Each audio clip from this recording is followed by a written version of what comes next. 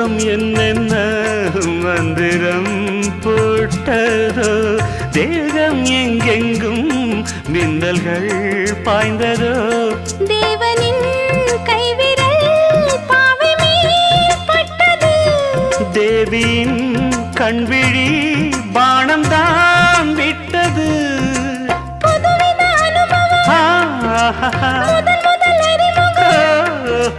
புதுவித அனுபவம் முதல் அறிமுகம் தேனும் பாலும் தொட தொட ஊறுது காலையில் கேட்டது கோயில் மணி கேட்டதும் பூத்தது கண்ணின் மணி